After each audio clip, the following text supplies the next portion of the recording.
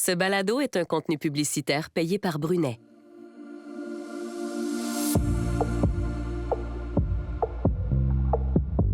Salut, je m'appelle Jean-Nicolas Véraud. Vous le savez peut-être, mais j'ai 3 enfants, donc les bras bien remplis. J'ai aussi une blonde extraordinaire avec qui je fais équipe à tous les jours parce que des petits et des gros problèmes de santé, on en a vécu et on en vit encore. D'ailleurs, on en vit tous, des bobos ou des conditions plus ou moins graves, parfois gênantes, parfois cocasses, parfois tabous et qui nous créent toutes sortes d'angoisses. Le balado Ma santé sans tabou nous rapproche de nos indispensables pharmaciennes et pharmaciens, propriétaires affiliés à Brunet. Alors avec eux, on va essayer d'apaiser nos inquiétudes du quotidien. Que ça pique, que ça brûle, que ça change de couleur ou que ça sente bizarre. Pour ça, on a lancé un appel à tous pour récolter des vraies histoires, des sortes de courriers du corps de personnes qui ont vécu des petits problèmes de santé ou des conditions particulières.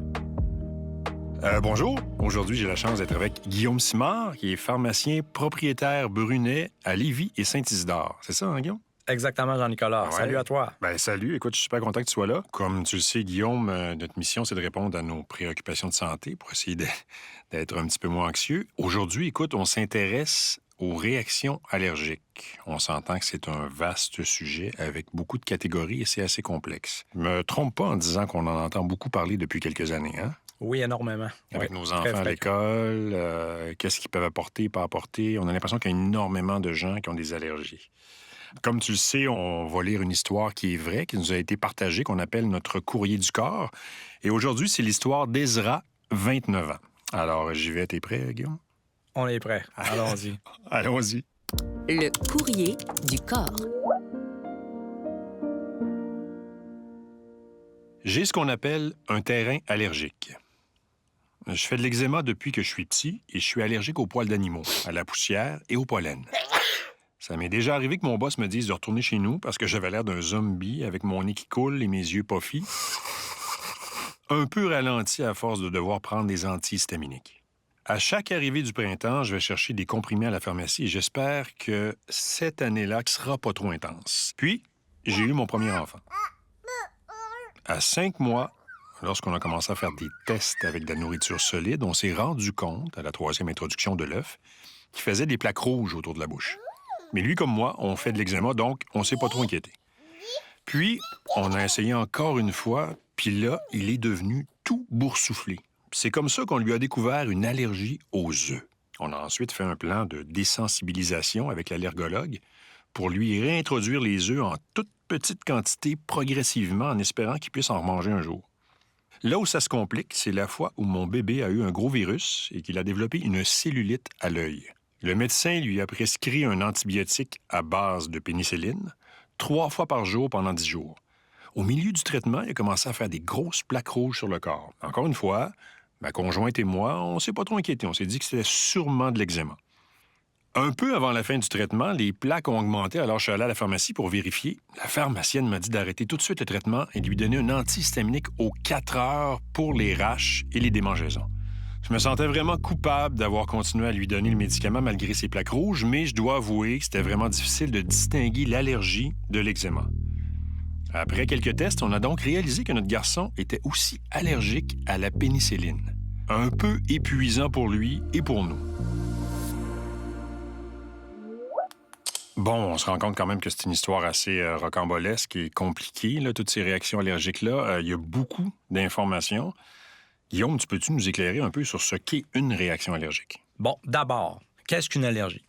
En fait, c'est une réaction de notre corps à quelque chose qu'il va reconnaître comme irritant ou dangereux. Il y a plusieurs catégories d'allergies. Il peut y avoir des allergies alimentaires, des allergies saisonnières ou encore des allergies au contact physique de notre peau, ce qu'on va appeler une dermatite de contact. Okay. On peut commencer au niveau des allergies alimentaires. C'est souvent celles qui vont être le plus incommodantes. Pourquoi? Parce qu'elles vont avoir un gros impact sur le mode de vie de la personne atteinte. Une allergie alimentaire, en fait, c'est une réponse inadéquate du système immunitaire à un allergène qui est présent dans l'aliment, alors qu'il est, en vérité, tout à fait inoffensif. C'est comme une surréaction du système par rapport à quelque chose qui n'est pas dangereux, vraiment. Effectivement. Puis comment que ça fonctionne, en fait, c'est que le corps, il va produire des substances comme des anticorps et une substance chimique qu'on appelle l'histamine. Oh. Puis ça va être responsable des symptômes de la réaction allergique. Les éternuements, les réactions cutanées, les yeux qui piquent. Donc, c'est une série de réactions, puis ça peut dépendre d'une personne à l'autre, puis selon l'allergène. Il peut même avoir des allergies qui peuvent être très graves. Dans cette situation-là, on va parler d'une allergie de type anaphylactique. En fait, l'allergie de type anaphylactique, c'est une allergie qui peut être mortelle s'il n'y a pas d'intervention rapide. OK, d'accord. Parce qu'elle va s'attaquer à différents systèmes du corps. En fait, au moins 2 systèmes. Elle peut s'attaquer au niveau de la respiration, même au niveau cardiaque ou encore cutané et ou digestif. Par contre, c'est sûr qu'il y a certaines allergies qui peuvent être graves sans être alimentaires. Par exemple, parler d'une allergie au latex ou même les piqûres de guêpes, qu'on sait qu'il y a des gens qui vont faire d'énormes réactions aux piqûres de guêpes. J'ai quelques amis, surtout quand l'automne arrive, puis les guêpes sont un petit peu folles, là, qui n'ont plus le goût de s'asseoir sur la terrasse dehors, puis qui sont toujours stressés. Là. Tout à fait. Ça change le quotidien un peu. Les fameuses allergies saisonnières, ça, on en voit souvent. Tout à fait. Au niveau de la deuxième catégorie, les allergies saisonnières, ce qu'on va appeler communément le rhume des foins, on va entendre parler aussi de rhinite allergique. C'est des allergies qui vont aller et venir selon la saison. C'est certain que ça peut être très incommodant, mais ce n'est pas aussi dangereux que peuvent l'être certaines allergies alimentaires. OK, d'accord. Tantôt, Ezra parlait d'un terrain allergique. Je trouvais ça intéressant, mais qu'est-ce que ça veut dire? Oui, c'est une bonne question. En fait, quand on parle de terrain allergique, on va parler d'une personne qui va être prédisposée à développer des maladies allergiques. On va parler principalement de l'asthme, de l'eczéma et des allergies saisonnières. C'est vraiment des prédispositions qui sont dues à nos antécédents familiaux et nos antécédents personnels. Ça va souvent se présenter ensemble chez la personne. On a compris dans l'histoire d'Ezra que c'est héréditaire, mais est-ce que ça l'est toujours? Non, ce ne l'est pas toujours, mais ça peut faire partie de l'équation par contre. On a vu aussi qu'il y a eu la difficulté à distinguer le fait qu'il faisait de l'eczéma puis que c'était peut-être une allergie alimentaire. Puis comment on arrive à distinguer la différence entre les deux? C'est pas toujours évident. Ça peut être difficile même à première vue parce qu'une réaction alimentaire, en fait, peut ressembler beaucoup à de l'eczéma. C'est-à-dire que ça peut se manifester parfois seulement par des réactions cutanées au niveau de la peau, c'est-à-dire des démangeaisons, des plaques. Des plaques rouges, des fois de la peau irritée. Donc, ça peut avoir beaucoup l'aspect de l'eczéma, si on peut dire. C'est certain que s'il y a d'autres symptômes, par contre, c'est-à-dire, des symptômes digestifs, des symptômes respiratoires, de l'enflure au visage, de l'enflure sur le corps, ça, c'est sûr qu'on va plus pencher vers la réaction allergique et non l'eczéma à ce moment-là. Est-ce que ces manifestations-là, si on prend exemple des rashes de peau là, qui pourraient avoir l'air de l'eczéma, est-ce que ça peut aller en augmentant? Donc, c'est les premières fois que tu as des réactions allergiques, c'est moins grave. Puis plus ça va, plus tu manges cet aliment-là, plus ça devient grave. Ça se peut-tu, ça? Oui, ça peut arriver, effectivement, parce que là, le corps a déjà été exposé à l'allergène. OK. Lorsque d'une deuxième ou d'une exposition subséquente, ça se peut que la réponse soit plus rapide, plus immédiate et plus intense. Et d'ailleurs, c'est un petit peu le cas d'Ezra là, qu'on a eu comme témoignage au départ. On a vu que lors de la réaction subséquente, c'est apparu plus fortement et plus rapidement. Quelque chose près de la bouche, puis c'est devenu plus fort. Exactement. Exactement. Tu sais, c'est drôle. Hein? On a tendance, parce qu'on l'a vu dans des scènes de films, j'allais dire plus comiques, parce que souvent des scènes qui sont reliées à ça, mais tu sais, la réaction allergique alimentaire dans des films, là, où tu vois le gars dans un restaurant, mange des fruits de mer, puis là, son visage commence à gonfler, puis il faut y faire une piqûre avec un épipène. Ben voilà, c'est quoi l'épipène, puis dans quel cas c'est vraiment nécessaire? Oui, ça, c'est super important comme question. C'est un auto-injecteur d'épinéphrine. On va parler aussi d'adrénaline. Adrénaline ou épinéphrine, là, on parle de la même chose. Ça va permettre de stopper les symptômes de réaction allergique grave. Parce que c'est certain que, il faut appeler les secours quand une situation comme ça arrive, mais le temps que les secours arrivent, ça peut prendre plusieurs minutes. Ouais. Donc, c'est à ce moment-là que l'injection d'épinéphrine va être importante. C'est une injection qui va se faire avec une injection intramusculaire. D'ailleurs, on va se le dire, là, moi, j'ai ma nièce à qui c'est arrivé, là. Puis on se regardait tout le monde à savoir qui va finalement rentrer l'aiguille, parce que c'est assez intense. Il faut rentrer ça vite et rapidement, et c'est une longue aiguille. Oui, par contre, les dispositifs sont quand même simples à utiliser. C'est bien fait, c'est-à-dire que n'importe quelle personne peut l'utiliser. C'est certain que, si on a quelqu'un qui est allergique dans notre famille, ça peut être bon de se préparer à l'avance. De se pratiquer. On peut venir à la pharmacie ou si on a des démonstrateurs qui peuvent aider, lire le mode d'emploi et tout. Mais habituellement, c'est très facile d'utilisation. Il s'agit d'enlever un bouchon puis d'aller presser directement au niveau de la peau. Mais c'est impressionnant, c'est ça que je veux dire. Oui, c'est impressionnant. C'est impressionnant parce qu'il faut rentrer ça c'est très impressionnant. avec vigueur dans la cuisse, entre autres. Puis d'ailleurs, dans une situation d'urgence, on peut même le faire au travers des vêtements. Il n'y a aucun problème, c'est conçu pour ça, pour gagner du temps. Puis ça, ça va aller permettre d'ouvrir les voies respiratoires puis de faire remonter la pression. Parce que lors d'une réaction allergique grave, il va y avoir des symptômes qui vont être sévères au niveau de la respiration. Il va y avoir les bronches qui vont se constricter. Rétrécissement des voies. Et puis, la pression va chuter. Donc, c'est important d'aller rétablir ces fonctions-là le plus rapidement possible. Puis d'ailleurs, il peut même être parfois nécessaire de refaire une deuxième injection, 5 à 15 minutes après la première, parce que les symptômes peuvent revenir. Pas dans tous les cas, mais ça peut revenir. Et si les secours ne sont pas déjà sur place, là, ça peut être important même de faire une deuxième injection. Donc, c'est très pertinent même d'avoir en possession toujours 2 EpiPen pour les gens qui sont très allergiques. Là, c'est des cas qui peuvent être graves, mais si on parle d'allergies plus légères, là, tu me diras si je me trompe, mais j'ai comme l'impression que les allergies saisonnières, on en voit de plus en plus. Il y a un paquet de gens qui vivent avec ça. Juste chez moi, j'ai pas ça du tout, mais j'ai 2 de mes filles qui constamment, une allergique à l'écorce de bouleau, le pollen, le ci, le ça. Il me semble qu'il y en a beaucoup. Oui, tu as raison, Jean-Nicolas. D'ailleurs, on parle au Québec qu'il y aurait environ 1 personne sur 5 qui serait touchée par les allergies saisonnières. Donc, ça fait quand même beaucoup de personnes. Et puis, c'est certain que ça peut varier. Hein. Les symptômes d'une année à l'autre, on n'a pas la même intensité. Ça dépend des allergènes qui sont en circulation. Ça dépend aussi de la saison. Hein. Mars, avril, on va parler plus des bourgeons, le bouleau en particulier. Par la suite, l'herbe, le gazon, le pollen. Et puis, plus tard en saison, à partir du mois d'août, la fameuse herbe à poux, qui peut s'étendre dans certaines saisons plus intenses jusqu'à la mi-octobre. Guillaume, qu'est-ce qu'on peut faire pour prévenir puis contrôler ces allergies saisonnières-là? Heureusement, il existe plusieurs traitements en pharmacie. Ça peut aller vraiment au niveau des comprimés, des vaporisateurs nasaux. Il y a même des gouttes pour les allergies. C'est tout disponible selon les besoins de la personne puis selon ce qui a été essayé précédemment.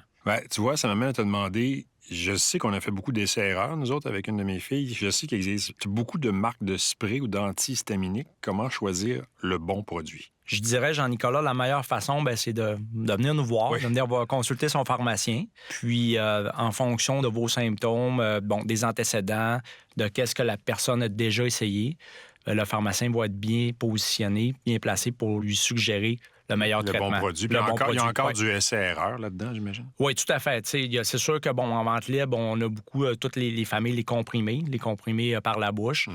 Première génération, deuxième génération. Première génération, c'est ceux qui, des fois, qui vont avoir un petit peu plus d'effets secondaires, somnolence, qui vont avoir une moins longue durée d'action, mais ils peuvent quand même être intéressants dans certaines situations. Exemple, pour les réactions de peau. Deuxième génération, c'est ceux qu'on utilise le plus souvent maintenant. C'est des molécules qui vont causer moins d'effets secondaires, moins de somnolence et une plus longue durée d'action. Une durée d'action qui va habituellement être de 24 heures. Donc, c'est plus intéressant à utiliser. C'est souvent maintenant nos premiers choix. Y a-t-il d'autres options? Oui, il y a même des options moins connues. Exemple, les vaporisateurs nasaux à base de corticostéroïdes. Ça peut être super intéressant. Est-ce qu'il y a de la cortisone là-dedans? Oui, il y a de la cortisone. Y a-t-il une habitude qui se crée par rapport à ça? Il n'y a pas de risque. Il n'y a pas d'accoutumance parce que l'absorption est quand même faible au niveau du corps. Il va y avoir une action très locale, mais une absorption dans le sang qui est très faible. Donc, il y a des gens qui vont faire des grosses allergies, qui vont pouvoir les utiliser sur des longues périodes de temps. Par contre, il faut consulter le pharmacien parce que c'est des produits qui sont disponibles sans prescription, mais derrière le comptoir de la pharmacie. Et puis, même chose aussi, les gouttes oculaires. Il y en a sur le plancher de la pharmacie, mais... Il y en a des plus efficaces derrière le comptoir, j'imagine. C'est ça. Il peut en avoir d'autres qu'on peut conseiller derrière le comptoir. Puis, sais-tu quelque chose, Jean-Nicolas? Non, vas-y. Pour certaines personnes, des fois, c'est tellement intense, les symptômes, que ça nous arrive même de combiner les 3 ensemble. Ah, les 3 ensemble? Oui, on pourrait même... Le vaporisateur nasal, goutte oculaire, plus comprimé. Oui, les gens qui ont des symptômes très intenses, on n'est pas capable d'en venir à bout avec 1 ou 2 substances. Ça peut même arriver qu'on va combiner les 3, comprimé, vaporisateur et goutte. Et là, on peut en arriver avec encore un meilleur soulagement. Un meilleur résultat. Ouais. Là, j'ai le goût de passer aux questions du public parce que tu me connais, je vais souvent faire un petit tour sur les forums, je vais voir ce qui se dit. Écoute, j'ai des questions intéressantes. Les questions du public. J'y vais avec la première. Je suis très allergique au pollen et en période de fort pollen, ma faim est décuplée. Ah, c'est intéressant ça. Pourquoi? Est-ce les antihistaminiques? Ah, ça, c'est une bonne question. La personne a plus faim parce que... C'est une très, très bonne question. Ça peut paraître bizarre à prime abord, Ouais. mais c'est pas impossible. En fait, il y a certaines données qui mentionnent qu'il y a certains antihistaminiques. On va parler surtout de ceux de première génération. Les antihistaminiques, des fois, qui vont avoir plus d'effets secondaires aussi. On a parlé tantôt de somnolence. Bien, ceux-là, bien, ils peuvent effectivement avoir un effet sur l'appétit. De par leur action, qui va plus agir au niveau du système nerveux central aussi, peuvent augmenter l'appétit chez certaines personnes. Mais bon, ça peut aussi être une coïncidence. Tout à fait. Mais c'est pas impossible. OK. Guillaume, deuxième question. Est-ce qu'il y a des aliments que je dois éviter en période de rhume des foins? Bien, la réponse est oui, Jean-Nicolas. En fait, on va appeler ça le syndrome pollen-aliment ou encore le syndrome d'allergie orale. Dans certains aliments, bien, il va y avoir certaines protéines qui vont avoir une structure chimique semblable à l'allergène à laquelle la personne fait une réaction. Donc, on va voir ça dans certains fruits, certains légumes, certains noix ou graines. Puis, bien, ces protéines-là qui ont des structures similaires, bien, ça va déclencher une réaction au niveau du système immunitaire, un peu comme le ferait l'allergène. Souvent, par contre, ça va être des réactions qui sont somme toute limitées au niveau de la bouche, autour de la bouche. Parfois, bien, ça pourrait s'étendre un petit peu plus loin, là, avoir des démangeaisons, des sensations de brûlure. Est-ce que c'est des réactions qui arrivent rapidement, ça? Après avoir mangé ces aliments? Oui, tout à fait. Ça va apparaître habituellement immédiatement ou peu de temps après l'exposition, après l'avoir mangé l'allergène. Et puis, par contre, bien, c'est ça. C'est souvent de courte durée et sans danger. Je vous dirais, là, il y a un tableau qui est très bien fait sur le site web d'Allergie alimentaire Canada. Donc, allergie au pluriel, alimentaire au pluriel, canada.ca. Et puis, on va les gens là, qui sont touchés par ce phénomène-là peuvent aller consulter le tableau. Puis, il y a vraiment les aliments couplés aux allergènes. C'est super bien fait. La troisième question, est-ce que, comme pour les allergies alimentaires, il existe des programmes de désensibilisation pour les allergies saisonnières? Aidez-moi. Bien, absolument, Jean-Nicolas. Il y a des traitements de désensibilisation qui existent, mais c'est certain qu'il faut consulter en clinique pour ça. Habituellement, bien, il va falloir consulter là, vraiment au niveau d'un spécialiste en allergie ou en immunologie, qui est le spécialiste du système immunitaire. Il y a deux principales possibilités. Auparavant, bien, on avait une seule option, c'était les injections. C'était vraiment des injections que le patient devait se donner sous la peau, en sous-cutané, pendant un certain nombre de temps pour se désensibiliser. En augmentant tranquillement les doses. En augmentant tranquillement les doses. Maintenant, depuis quelques années, il y a vraiment des belles percées à ce niveau-là. On a même des comprimés. Les gens vont prendre des comprimés par la bouche, mais c'est vraiment du cas par cas. Puis, d'accord. Je pensais que tu allais me dire, je prenais ma fille qui est allergique à l'écorce de bouleau, qui tranquillement, il faut qu'elle aille se frotter un petit peu le bras sur un bouleau de plus en plus, puis après ça, elle fait une étreinte au bouleau pendant un certain nombre de temps. Elle peut l'essayer, mais je ne suis pas certain des résultats. Écoute, merci Guillaume, encore une fois. Tu as été de très bons conseils. On a bien compris qu'il y a des allergies plus graves, d'autres moins graves, des allergies aussi qui peuvent être difficiles à gérer au quotidien, mais que vous êtes là encore une fois pour bien nous conseiller, pour bien nous suivre aussi. Nous, on se retrouve très bientôt pour parler d'autres bobos et ouvrir d'autres courriers du corps. Prenez soin de vous et allez voir votre pharmacien et votre pharmacienne.